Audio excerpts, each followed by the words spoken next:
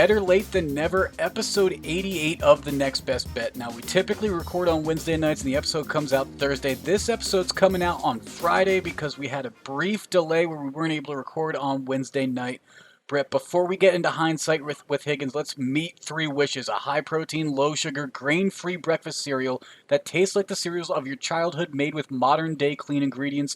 Three Wishes contains ingredients such as chickpeas, pea protein, and tapioca, a feat of food science that took 2 years of development and comes in 4 flavors: cocoa, cinnamon, honey, and unsweetened. Three Wishes is a plant-based, gluten-free certified cereal free from wheat, dairy, soy, oats, corn, rice, and peanuts, with 70% less sugar and as much as 8 times the protein of their decadent counterparts. There's nothing on the shelf like it. Right now, Three Wishes is offering our listeners 10% off with the code PODCAST10. Head to their website at www.threewishescereal.com to shop and learn more. And Brett, they sent each of us a box. I liked mine. Mine, I believe, was the cinnamon flavor. It's a great morning starter. It's not as sweet as some of these other sugary cereals are, but it still has the flavor that you would expect. Yeah, I had the honey one and, went out, bought some milk, and both the milk and the cereal gone. So we did work over here, Higgins. Three wishes. That's the sign of a good cereal right there. Let's jump into our hindsight with Higgins real quick, Brett. Real quick, because it didn't go very well. I went 0 for 2. I had the Rams Bears over 45. That did not hit. The Rams, they took the lead early, and it was looking like Jared Goff was hitting his connections and he was going to hit his over 246.5 passing yards. But then they just started running the ball because they got ahead so much early, and Jared Goff just didn't pass much in the second half, so both of those are losses. Yeah, and I took a few NASCAR swings. The race ended up getting delayed twice, so that was no fun sitting and waiting through that just to lose both of those. And then I took the Bears +6. We watched that Monday night game. I'm sure all our listeners did as well. And the Bears just simply did not look good on Monday night, and that +6 was over really by halftime. And a quick update of the Thursday night game that's going on right now as we are recording, Brett. The Falcons are up 19-14 halfway through the third quarter here, so it'll be interesting to see if the Panthers will fight back or if the Falcons will finally not choke. Yeah, well, we'll see. I don't know. I guess betting on the Falcons to choke is pretty safe. I would say that's maybe the only safe thing. I don't know.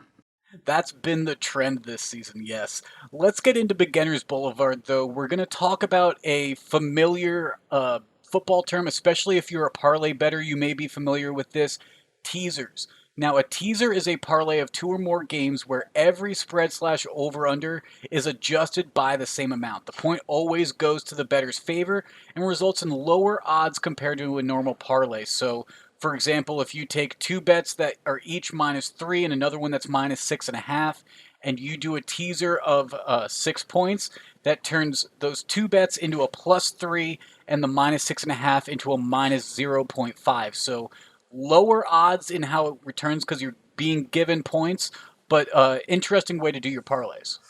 Yeah, I'm not a big teaser guy. I'm obviously aware of them. Do you do teasers, Higgins?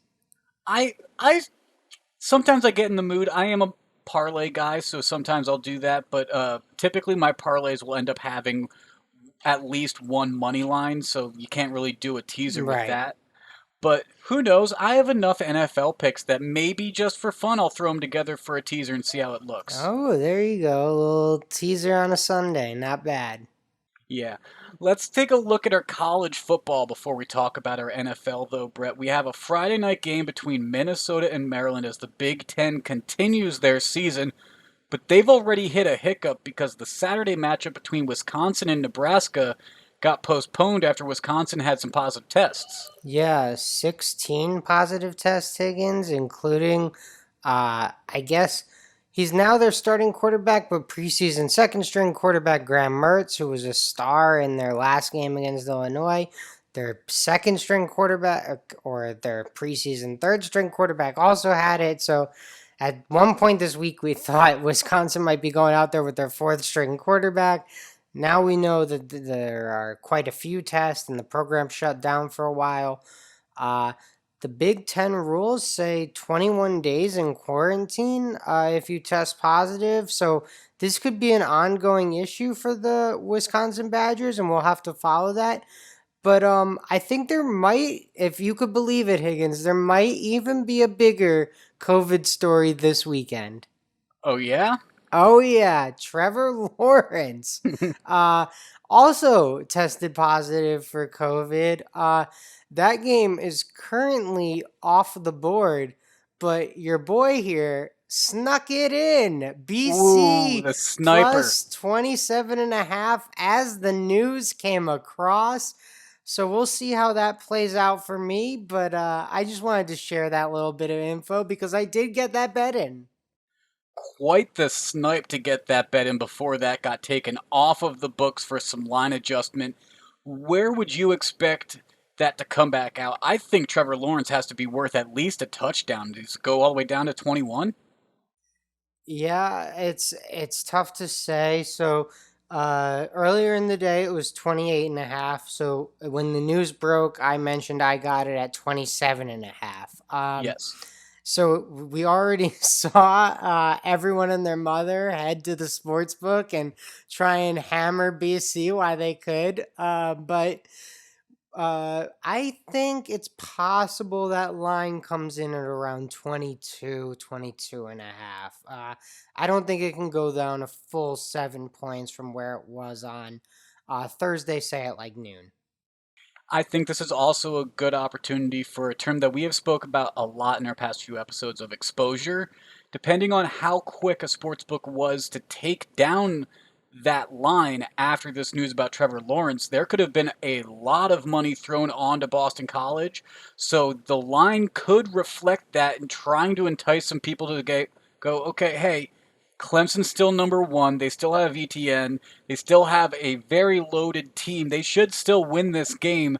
What if we give you under 3 touchdowns? Would you be willing to take the Tigers then and see if they can try to balance their books that way? I think it's an interesting situation for a lot of these sports books. Yeah, it'll be interesting to watch, and just another reason why we say to hold off and wait on some of your bets. Now we have a podcast to make, so we have to give you some bets. But generally speaking, I would wait till Saturday or Sunday morning. Saturday for college football, Sunday for the NFL to place your bets. But I had to get in that BC plus 27 and a half because I knew that was going away, Higgins. Smart play, smart play.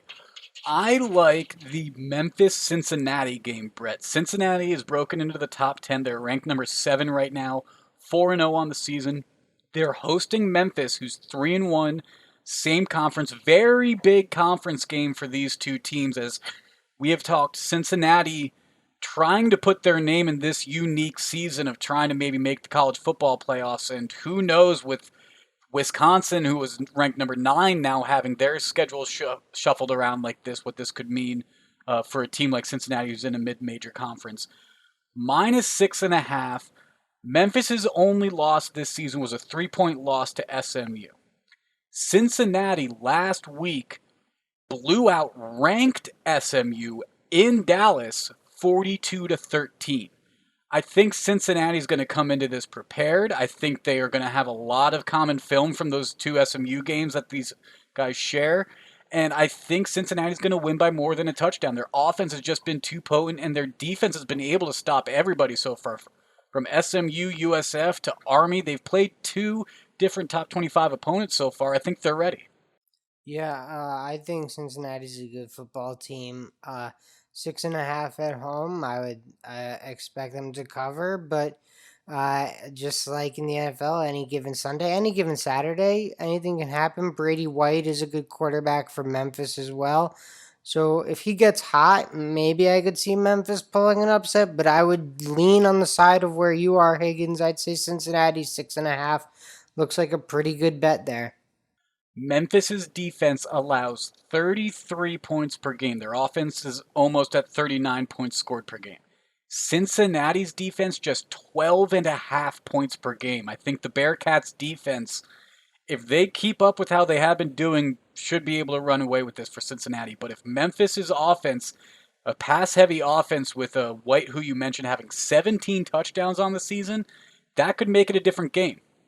Yeah, it'll be a good one to watch. Another game I'm interested in, not exactly where your game is, but similar geographic area. I'm going to the Big Ten. Purdue, Illinois in the Big Ten, and Purdue was able to beat Iowa last week. That's an impressive win. David Bell was a stud last year for the Boilermakers. He's going to be a stud again this year, the wide receiver. I expect them to get Rondell Moore back at some point as well. So look out for Purdue this year in the Big Ten. But Purdue in this one, 7.5 versus honestly not a great Illinois team. I'll take that all day. And I look for Purdue to win this one pretty handedly. Now, I agree with the pick that Purdue should win this game. I would be a little cautious though, considering the only sample size we have of Illinois so far is against a very angry Wisconsin team that had a point to prove after being upset last year. Well, that's why I Wisconsin bet them had that last week. Yes, you did, and you picked the right team to bet last week. Wisconsin had that game circled for 365 days.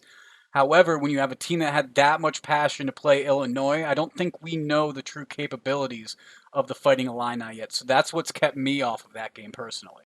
Yeah, I wouldn't worry too much about that, Higgins, if you want to jump on in. But for the Pillars' sake, please stay away because we're already breaking the Pillars later in the show. Yes, in the NFL, you and I did find ourselves on the same line. And actually, my last college football bet, I wasn't going to be on because I assumed that you were on it. But then I saw that you weren't on this game, so I picked it.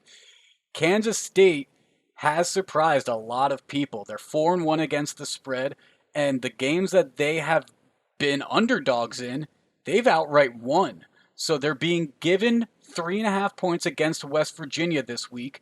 And I'm going to do what you said you should have done last time and take them on the money line. Plus 156. The Kansas State Wildcats ranked 16, traveling to West Virginia. I think they're going to get it done. And I don't see the Mountaineers really stopping them in Morgantown. Yeah, Higgins, I mean, Kansas State has been good this year, no doubt about it. You and I have talked about them in a few episodes. The Thompson injury worries me a little bit, but West Virginia has been nothing to write home about. I don't know if I'd even trust West Virginia going up against K State's backup quarterback. So I think it's a fair shot to take here. Plus 156 makes sense. Yeah, West Virginia, when they've had a challenge, I mean, they haven't played great. They lost to number 15, Oklahoma State. They lost to Texas Tech. Both of those games were on the road, but their wins come against Eastern Kentucky, Kansas, who doesn't have a win yet this season, and a double overtime win against Baylor. Now, that's obviously their most impressive win in their 3-2 record. But it's concerning that Texas Tech they lost by 7, Oklahoma State they lost by 14. So when they face a challenge, it seems like they haven't been able to meet the task. And even though that they're at home in Morgantown, I think Kansas State's going to take this one. Yep, no problem. And I could see that definitely happening. I could totally see that happening. But sticking in the Big 12, Texas at Oklahoma State is another game that I'm looking at. Texas, 3.5 point dogs in this one.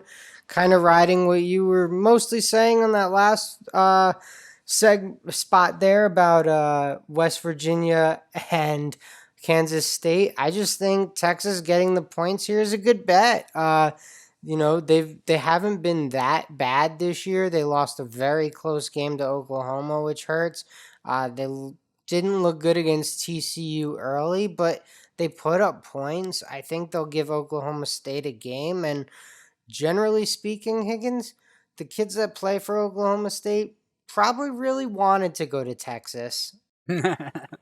Yeah, and so far from what we've seen, Sam Ellinger has really been able to keep the Longhorns in every single game so far. So 3.5 points. I could see this potentially being a field goal game. I think that's a good line. I don't mind you being on the Texas side. I think that's an okay bet. Yeah, Trevor Hubbard's a great player for Oklahoma State. They're going to put up points too. I I think this could be a high scoring game into the 60s, so maybe that 58.5 over unders enticing to some people, but Now, what uh about a Big 12 game ever told you that it was probably going to be high scoring? yeah. A defensive conference like the Big 12? No way. No way. I don't believe it. There's a Yeah. reason that over-under's at 58.5, which actually, now that I look at it, sounds a little bit low. Yeah, I know. I could see this game being in the 60s. So I don't know. I may have to double look at that. But I'm just at on Texas 3.5 in this one. All right. Well, we may have some other picks for Saturday on our social media, so make sure to follow us there at Next Best Bet on Instagram, at NBB Pod on Twitter, and the Next Best Bet Facebook page and YouTube channel as well. Let's move into our recap of the World Series, Brett. It's also going to be our Moneyline Magic because we really didn't have that many games since we last recorded. And the big news coming out of Game 7, and it's still being talked about days later, is Blake Snell getting pulled in the bottom of the sixth inning after just allowing 2 hits on 73 pitches. I know analytics said it was the right move. The Rays are a very sabermetric team in terms of utilizing those decisions and putting the best arm out there for each matchup, no matter when in the game it is. Do you feel this was the right call, though? I really don't think it was.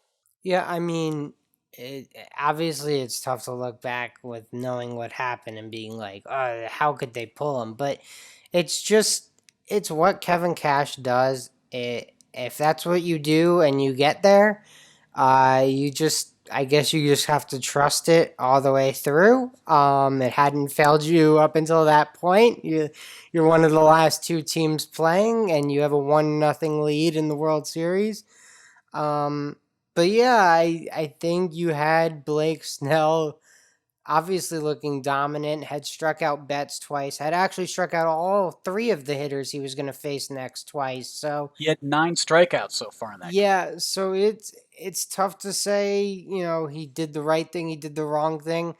I think what's important to note is that is what the Rays do, and he's stuck true to what the Rays do. Like that's really moving forward. If you're betting the Rays or watching the Rays, just know this is what it is. I got reminded of the Oakland Athletics, Billy Bean, and the movie Moneyball, really, where at the very end of the movie, they're talking about the series that the A's played against the Yankees and how over the course of a season, sabermetrics statistically should work out for you because you're not playing for that specific pitch, you're playing for the season. But when you get to the playoffs, it becomes a little bit different because the sample size is a lot smaller. You're talking about 4, 5, 6, 7 games. So that kind of makes me think you need to switch up the game plan a little bit. But I do agree, if it ain't broke, don't fix it. And if that's what got you there and you're winning at the time, it does make sense stylistically to how you've called the game to pull him, but we saw the frustration in Blake Snell's face on the cameras when they showed him. He did not want to be pulled, and when you have your ace out there and you're down 3-2 in a series, I think you let him go at least till he lets up a run. Higgins, I generally agree with you. I totally agree with you in what you're saying and everything. I just think if this situation played out 100 times over, the only team in baseball that makes the same decision all 100 times is the Rays. Like, so, I agree. As a person, as a fan, as a kid who played baseball in high school, right? Like, I love what you're saying. I just specifically for this team, that's just what they do, and it is. They're gonna win with it. They're gonna lose with it. It's how they are. It's how they're constructed, and it's so funny because a lot of people get fired when they make deals with the Rays, and I mean they got Randy Rosarina for who knows what, still a prospect. And that guy, I'll tell you what, I think he just hit another home run, and we're 2 days after the The World Series. postseason of a lifetime that man had. And if it wasn't Seager winning it for the Dodgers, if the Rays had won the World Series, Rosarina hands down would have won that MVP. Um, just off the top of the head, I kind of grabbed another comparison real quick. In the NBA, the Houston Rockets are the most sabermetric team in terms of shooting threes, not being afraid to play small ball, at least when they had D'Antoni and Morey. We'll see what they are like next year. But Houston also notoriously could not finish the job in the postseason. And I think this sample size with sabermetrics and analytics is something that is going to have to be looked at because there are teams in all different sports that are taking in analytics and making it a part of their decision making process. And I think when you look at the sample size of a full season compared to either whether it be a single NFL game or a series like in hockey, basketball, or baseball, you really need to treat those maybe a little bit differently. Not entirely differently, but there should be a bit of an adjustment to your algorithm, I think. Well, and there are also outliers, and outliers come in a lot of different ways. And sometimes it's Mookie Betts, other times it's Anthony Davis, LeBron James, maybe Clayton Kershaw. So, these are elite talents that they're going up against as well. So, it's not completely shocking. I mean, you and I said it in the preseason. We both thought the Dodgers were probably the best team in baseball, and look who walked away with the trophy. So it's not a complete shock. None of us should be completely surprised. It just hurts to see the Rays in a situation where they have their ace rolling, like you said, and to see him get pulled, and then to know exactly at that moment the next two at bats, the game changed and it was over, and you went home. It's always gonna be tough, but on the same note, like maybe the Rays should have been able to score more than a run themselves. Like it can't all be on the pitcher. So there's a lot of sides to this, I think. Absolutely, I agree. I think it'll also be interesting to see what moves are going to be made this winter. Obviously, the Dodgers team is stacked. We've been over that at the beginning of the season. They just won the World Series. I think they're going to be stacked for years to come. The Rays, a very young team, also could potentially get poached a little bit. It'll be interesting to see where this all lays out, and we have already seen some teams start to make moves with their own rosters as they approach winter meetings. Yeah, we've seen a lot of notable names. Mid-level contract guys is what I'd call them. Who are great players in baseball. Definitely everyday Major League Baseball players. Colton Wong, Brad Hand, a top reliever, had their options declined, and obviously finances were tight this year. Higgins, there were no fans in the stands, less games, all of that. But I would be worried if I am a free agent this offseason. I am not going into this free agency expecting them to back up the Bryce Harper truck, the Manny Machado truck. I think Trevor Bauer will be okay.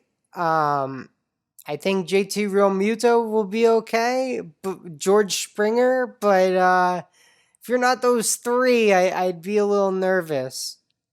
I wouldn't be surprised to see a lot more player and team options being offered in this offseason. I mean, I wouldn't be surprised to see a dip in contract numbers in terms of the size of these. I think you're right. We're not going to get the Machado, Harper, Trout type size deals.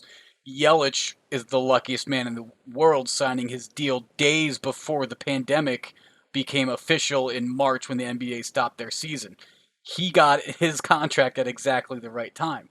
But I think because of the undervalue in terms of where I expect contracts to be offered in this offseason, I wouldn't be surprised if agents of players are pushing for player options so they could potentially get out of their contracts earlier, and teams are pushing for team options to potentially be able to create an ease on their books year to year, kind of like what we have seen with a lot of teams declining player options this year, like Daniel Murphy and the others that you had mentioned.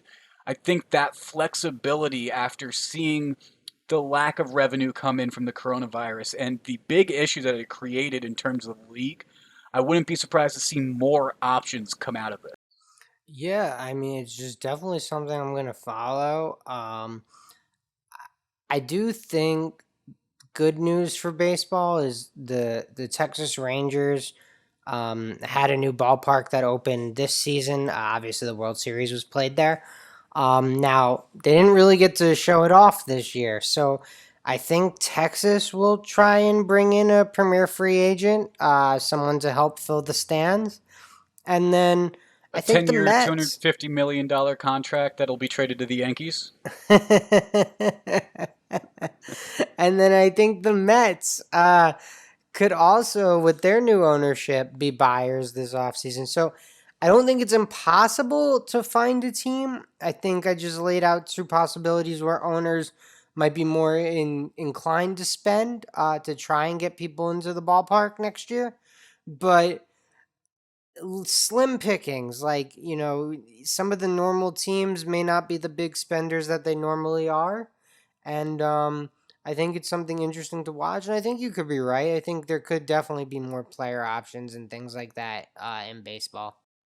Well, as we get a clearer picture of who's going to be in this free agency pool, and as we get closer to free agency starting, maybe we'll have some player props or some futures to figure out and make some guesses on who we think lands where. What do you think about that, Brett? That's always fun. I'm looking. I hope FanDuel or DraftKings or Oregon, someone comes out with those odds so we can look at them. All right. Now, before we get into the NFL, we have our ad because this episode is presented by Wild CBD. Wild produces the best tasting edibles on the market using real fruit and all natural flavoring. With flavors inspired by the Pacific Northwest, high quality ingredients, real fruit, and consistent dosing, Wild has become one of the leading cannabis edible producers in the country. Wild's new CBD line currently offers real fruit infused gummies in blackberry, huckleberry, lemon, and raspberry, and CBD infused sparkling water in raspberry, lemon, blackberry, and blood orange. Each gummy is dosed with 25 milligrams of CBD and can be purchased in a bottle of 10 or 20. Wild CBD is offering our listeners 30% off their next purchase from wildcbd.com by using the code POD. That's code POD, P-O-D, for 30% off your next purchase. Wild CBD products are intended only for use by individuals aged 18 and older. Wild CBD products should only be consumed as directed on the label and should not be used if you are pregnant or breastfeeding. All Wild CBD products are made with ingredients containing 0% THC. Consult with a health professional prior to using Wild CBD in combination with any medications or other dietary supplements. Now, on to the NFL, Brett. Like I said at the beginning of this podcast, we have Thursday night football going on as we are recording, and the Atlanta Falcons scored again. Todd Gurley, a 3-yard touchdown rush. The extra point was no good, though. Atlanta leads 25-17 with 11 minutes left in the fourth. Yeah, Atlanta looks good right now, but Bridgewater was actually Higgins just taken out of the game, and PJ Walker from the XFL is in for Ooh. the Panthers. So this Thursday night game just got really interesting. 8-point game here in the fourth quarter. And, I mean, it's always interesting when it's the fourth quarter. Falcons have a one possession lead because they've blown it a few times this season. We'll see if they can Off hang a on to Gurley this one. touchdown. Ay. We'll see if they can hang on to this one. Now, Brett, you and I mentioned the pillars when we were talking about college football because you and I are breaking the pillars. However, the last time we did this, we won. We broke the pillars and we were successful in doing so. And so I think that that is going to happen again because I really like this pick in terms of the Raiders at the Browns. The Raiders plus 2.5. Both of these offenses have surprised a lot of people and been rather potent, but the Browns just lost Odell Beckham Jr. for the season with an ACL tear. The Raiders, they're coming off of a loss where they had some dysfunction because all of their offensive line had to quarantine. They haven't had to do that this week, though. I expect they're going to be more on the same page. And maybe we'll see a return of that Raiders team that beat the Kansas City Chiefs 40-32. So I'm going to take the Raiders plus 2.5 here. Yeah, I have been a big proponent of the Browns all year. But Baker Mayfield just had his best game as a pro Higgins, and I'm gonna fade that. I just really there's no way he's gonna do that 2 times in a row. And that's not a knock. I really like Baker Mayfield, but it's very rare to have the best game of your career twice in a row. So just law of averages, they're gonna come back down to the mean a little bit. And hopefully Las Vegas can play a little better than what we expect, and maybe even pull this one out on the money line. But I'm with you just on the 2.5 right now. And this over under does interest me. I'm not on it yet, but 50.5 for two teams that each give up over 30 points per game on their defenses, and their offenses score 28, a little over 28 points per game. So that raises some flags to me as well, that the over unders at 50, and if you add those together, they're each averaging about 58 to 60 points per game. Yeah, no, that is interesting to note. One big thing I want to note before we get to your next pick, it's Tua time, Higgins. It is Tua time. Fitzmagic's time has ended.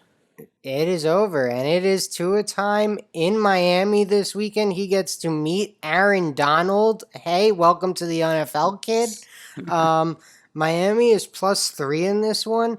I'm kind of leaning on the Rams just because it's no fun to make your first start having Aaron Donald chase you and Jalen Ramsey on your number one wideout. But they're coming off the bye. I would kind of say Tua's a better quarterback than Fitzmagic, although Fitzmagic has been great this year, so it's tough to really knock anything he's done. But I would have a little more confidence in Tua, I guess. I saw an interesting claim by CC Sabathia on Instagram today, that he was quoted as saying he thinks Tua is going to be the Phillip Rivers to Joe Burrow and Justin Herbert being the Ben Roethlisberger and Eli Manning of this past draft. Ooh, that's it is interesting. I don't think it's necessarily a knock on Tua. Phillip Rivers was a good quarterback, didn't necessarily ever get the job done in the playoffs, but Yeah. it's a very strong class being compared to another very strong class. Yeah, I guess it's saying he's the Yeah. third quarterback. So, I mean, that's possible. Herbert's blown away expectations. He's been really good. Speaking of which, he plays in Denver this week. But yeah, I could see that. I don't know. I want to see Tua play a few games before I anoint him anything. Yeah, I agree. I think it might be a little preemptive. Before Tua's started a game to be making those claims, but Yeah, he's not Peyton Manning and he's not Jamarcus Russell. He hasn't played yet. We don't know. I did just mention Ben Roethlisberger, so let's talk about this matchup between the Steelers and the Ravens. A fantastic AFC North battle. I mean, this game has division title implications. I mean, sure, Cleveland at 5-2 is also in that race just as much as these two teams are, but obviously, whoever wins this game is going to be a potential front runner in terms of getting the division. And Pittsburgh +3.5, the only undefeated team left in the NFL right now. I'm taking the points +3.5. Steelers defense has played fantastic so far. Baltimore's offense has not met the expectations of what they did last year in terms of explosiveness. So I'm gonna take Pittsburgh. I'm gonna take the rivalry and +3.5 for a game that I see maybe coming down to a field goal. I'll take that hook for a potential win. Yeah, I mean, I think you nailed it. I think this is a field goal game. I saw this line as big as 4 earlier, so you might even still be able to find that at some books. But I think 3.5 that keeps the field goal in play. This could easily be a field goal game. We've all seen the graphic 100 times when these two teams play. They're like the most evenly matched teams. They're separated by less than a point. It's a lot of So history. yeah, so I definitely think it'll be a close one. I think it's going to be possibly the game of the week to watch. I think definitely the game of that first round of 1 Eastern, 10 Pacific Oh, time games to all watch. eyes will be on it. And I guess the one thing to play devil's advocate here is the Ravens are coming off a bye, so maybe that gives people some confidence to bet the -3.5. Not That's me, fair. not me, but some people. That's fair. However, the game Baltimore played before that bye was a 30-28 game where Philadelphia had a nice backdoor cover. We'll see. That's why We they will play see. every Sunday. Another pick of mine in the morning games for me on the West Coast, because it is 10 o'clock games, is the Titans versus the Bengals. And you mentioned Baker Mayfield had a career game against the Bengals last week. And it knocked the Bengals down. I mean, they played hard. It was a 37-34 game, but I think that's going to demoralize them more than it's going to help them. And the Titans being 5-1, playing against a 1-5-1 team, I think it's disrespectful that they're not a full touchdown on the spread. So -5.5 for the Titans is where you're going to find me on this. And if it was 6.5, I'd still take it. I'd probably even take it if it was 7. Don't know about 7.5, but the Titans should run all over Cincinnati. I mean, Derrick Henry should have a field day with this game. Yes, I like Tennessee on the money line here a lot. It will probably be in some sort of money line parlay. I'll put together late Saturday night after I've had a few drinks, or early Sunday morning as I'm getting all my bets in. Right, you'll see a few things and you're like, just screw it, I'll take it. But Tennessee -245 on the money line, I love. I don't know, Higgins. I love the way Joe Burrow's been playing, and this just 5.5 leaves so much room for a backdoor cover. It's too much room for a guy like Joe Burrow. He's just come through too many times in the last 2 years for me to want to bet against him right now. But I will say this: Tennessee is the better team, top to bottom, no doubt about it. So I can't knock you for saying Tennessee should be a bigger favorite because I kind of think the same thing. I think the Titans are being a little disrespected on this line, so I'll be interested to see where it moves. And actually, Brett, I was putting together that teaser of my NFL picks that I told you that I would take a look at and see what it is.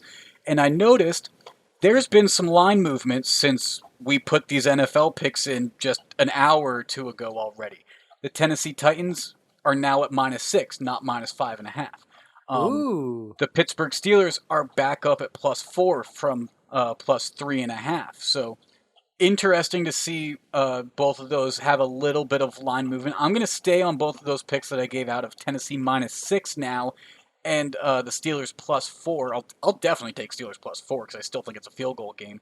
But like I said, Tennessee I think should be a touchdown game, so -6 I'm still comfortable with. Going into my next game though, Chargers at the Broncos. We mentioned the young quarterbacks of Herbert, Burrow, and Tua finally getting his first start. Herbert has been really, really impressive to me so far this season. I really like what I've seen from the Oregon quarterback in his first year. And the Broncos, who are 2-4 on the season, just like the Chargers. So it on paper looks like it should be an even match between the bottom of the AFC West. But Denver's 0-3 at home, and this is the team that has the biggest home field advantage of anybody because they're a mile up in the air, and other teams need oxygen to play them. Literally need oxygen on the sideline. So if Denver can't get a win at home, why should I even think that they should be able to turn that around now? I don't. I think Chargers -3 is the right call.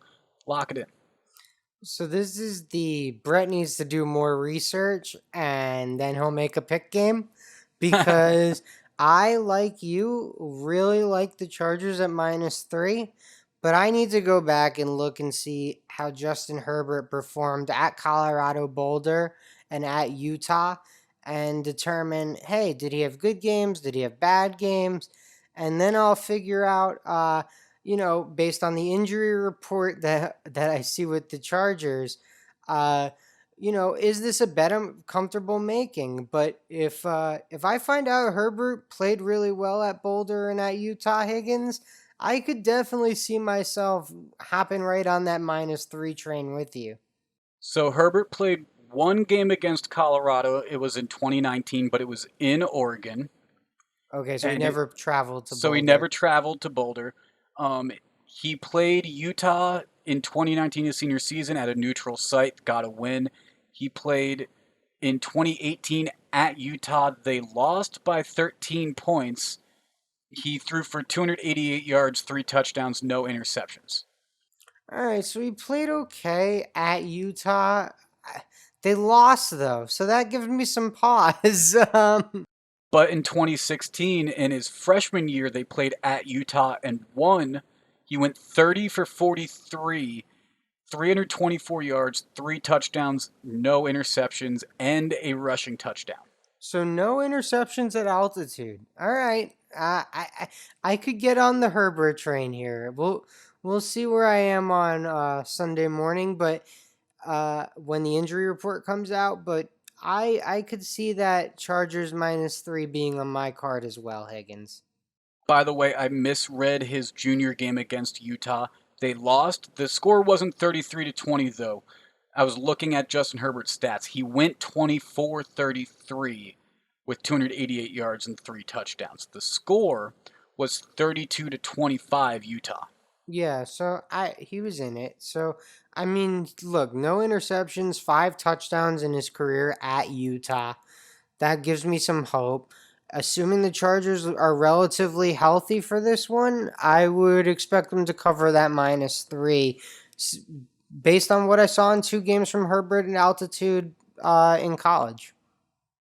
And then staying on the West Coast but shifting to the NFC, I really am looking forward to this 49ers versus Seahawks game. I mean, Jimmy Garoppolo being back makes this a very interesting duel between those two teams.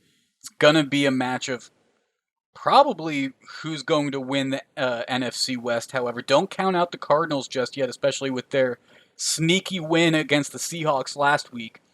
But I think that sneaky win by Arizona in overtime is going to have Pete Carroll, Russell Wilson, and the Seattle Seahawks kind of rearing to go and really prepared for this game as they get ready to host San Francisco. I mean, San Francisco's dealt with a litany of injuries all season long. They've been getting people back and then back onto the injury list, and then someone else gets injured. Deebo Samuels is out right now. Mostert is on the IR.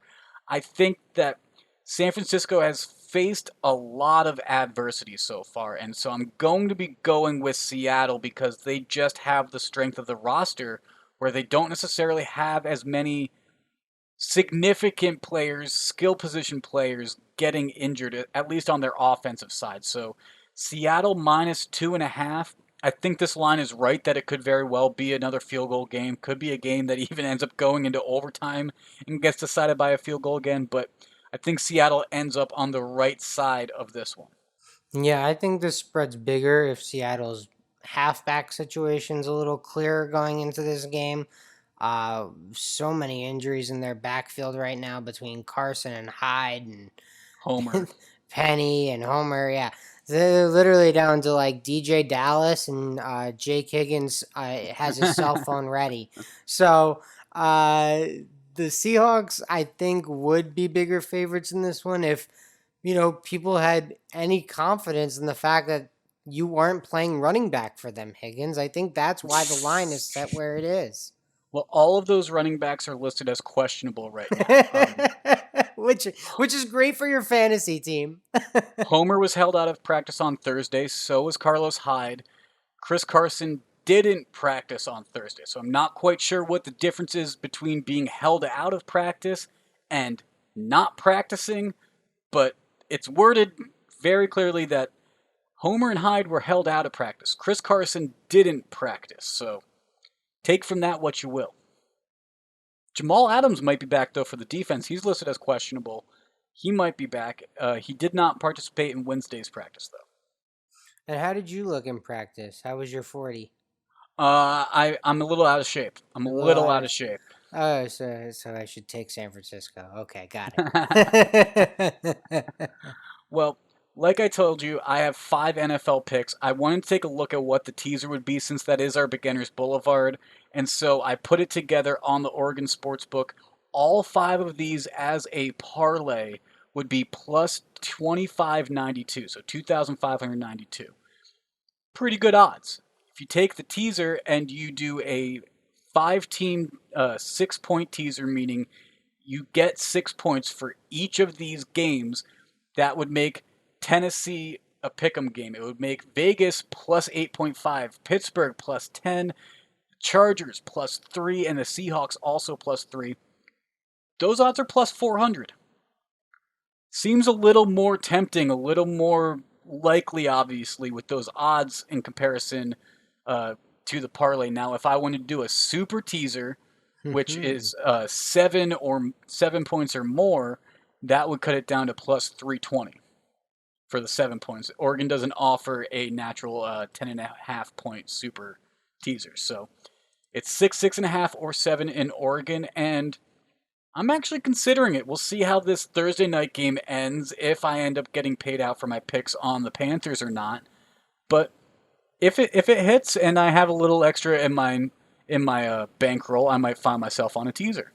Well, good news for you, Higgins. Bridgewater is back in the game. So it was Oh, nice that's good. seeing PJ Walker play football again, but Bridgewater's back. So you can have a little more confidence. You have a guy that started the year in the NFL playing NFL quarterback. Absolutely. Now, Brett, let's get into our Levy Lock and pick of the pod. We went 0 for 5, so who gets to go first here? I don't know. No one picks. No, I'm just kidding. We'll give out picks. I'll go first because my game's on Saturday. That's Sounds how fair. we'll decide That it. sounds fair. So the Texas Longhorns play on Saturday, which is the reason I'm going first, and they are 3.5 point dogs at Oklahoma State. I'm gonna take Sam Ellinger and the Longhorns at Oklahoma State as dogs. I just think they'll be able to cover the 3.5. If not, win outright. Yeah, Texas's offense has definitely been there, so I expect that to be a high-scoring game against Oklahoma State. Plus 3.5. We'll see if the Longhorns can come out on the winning side or just lose by a field goal or less. I'm going to find myself with my pick of the pod on the Tennessee Titans minus 5.5. Or actually, sorry, it's minus 6 now. I haven't updated the rundown yet since the line got updated. Titans minus 6. And that's because, like I said, I think the Titans are being disrespected even though they're traveling to Cincinnati. Cincinnati is only a 1-5-1 team on the year. Tennessee is 5-1. It's much difference. That's very different in terms of quality of play. The Titans deserve to be favored by more than a touchdown, and so if you can find the line anywhere under 7, I say take it. All right, looks good. And, I'm looking forward to this weekend of football, man. I'm excited. Lots of good games. A lot of rivalry games, to be honest, like Ohio State, Penn State, Michigan State. Then in the NFL, you got Cowboys, Eagles. You got Ravens, Steelers. So lots of good rivalry football this week. You forgot Nebraska versus the Big Ten. Nebraska versus the Big Ten. Well, I'm sure I will have some more picks that I give out on our social media as we get closer to Saturday. I'll probably have some more college football picks. Maybe also have some more picks on Sunday, even though I already just gave out 5, so we'll have to see how some of those bets do first. Make sure to follow us on social media, though, at NBBpod on Twitter, at NextBestBet on Instagram, and the Next Best Bet Facebook page and YouTube channel. This has been episode 88 of the Next Best Bet. For Brett, I'm Jake. We'll talk to you again on Monday.